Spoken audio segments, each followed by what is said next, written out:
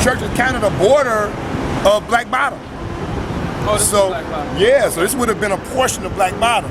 Black Bottom got squeezed as development happened until it was totally destroyed and removed. But for a while, this was the corner, so Second Baptist wasn't outside of the black community. It was one of the borders of the black community. So this would have been part of Black Bottom.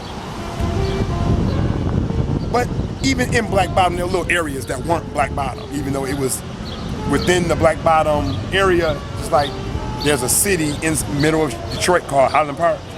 So Highland Park is its own city, but it's totally surrounded by the city of Detroit. Well, there were things like that. So the French, of course, we know were Catholic. And so there were a number of Catholic churches in what we now call downtown Detroit area. And this was one of them, St. Mary's Church. And St. Mary's Church, because it was basically almost surrounded by Black Bottom, started allowing Black and Hispanics to, they created a school for them. So they had a Black and Hispanic Catholic mission, and they allowed them to go to a few, not many, but a few Black people to go to school in their Catholic school, which was there.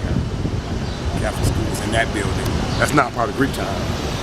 This was the Catholic school? That was their Catholic school. That was St. Mary's School right there. So they picked a couple, people who were Catholic. Some Black people who were Catholic. Picked a couple of kids from those families and allowed them to go there. And that's it. So when you say Black Bottom, where does that term originated from? Okay, Why so of course there's a debate about it, but most people have come to the conclusion that it comes from the soil. The Savoy River ran through the middle of the lower east side of Detroit. The Savoy River was drained, and they built a railroad in there, the Grand Trunk Railroad. Today, that's the DeQuinder Cut. So the DeQuinder Cut was the Grand Trunk Railroad. Prior to that was the Savoy River. So the Savoy River was a tributary of the Detroit River, and all the dirt around it, all the soil around it was very, very dark and full of minerals. And so people, was farming and all that kind of stuff in there. And they named that Black Bottom after the dirt. Okay. But it became associated with the people as time went on. Because dance too, that white people did call Black Bottom. So it became, became associated with the Black community because at some point, this is the only area, for the most part, that Black people were allowed to live. Exactly, that's what my parents did. That's right. So is it a difference between Black Bottom versus Paradise Valley? Did they connect in some kind of way, or? They are definitely connected. Some people would say they're the same. That Paradise Valley is just one part of Black Bottom. Other people separate them. Doc Jam Desjardins, who is probably the number one historian and scholar on Paradise Valley, separates them. He says Paradise Valley is its own place and Black Bottom is its own place. However, he does, and all of us know that Paradise Valley can't exist without Black Bottom. Because Paradise Valley, that 67 block area that I was talking about earlier, with 350 Black businesses in the 1920s and 1930s,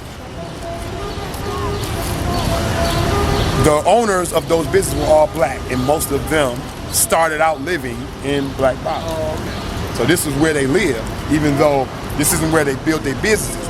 Paradise Valley, for the most part, was a place where Black people owned the businesses and worked, but they weren't the main customer. And entertainment, right? Music. That's right. Most of the restaurants, bars, saloons, theaters were catering to a white audience. Oh. They didn't discriminate against Blacks, but they were catering to white money. So it's like a Chinatown, Japantown. That's right. Okay. That's right. So white folks came.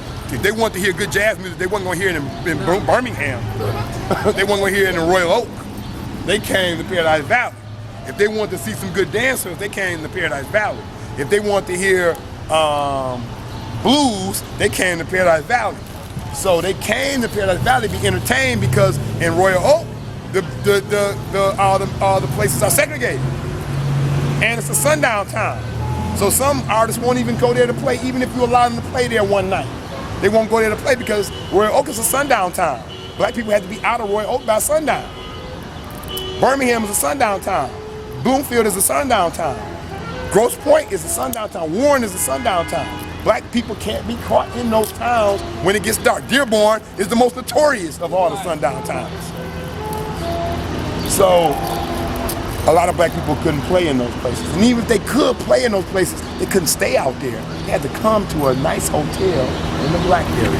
And so the 5-star hotel for black people, so Count Basie can't stay in Bloomfield. He has to come to Paradise Valley, to the Hotel Garfield. Or Gotham. Or the Hotel Gotham. Or the hotel owned by Sonny Wilson. He had to go to those hotels. The Gotham being the 5-star. That's the top of the line is the Hotel Gotham. So that's St. Mary's Church. It's the St. Mary's Church. Yep. We're going this way.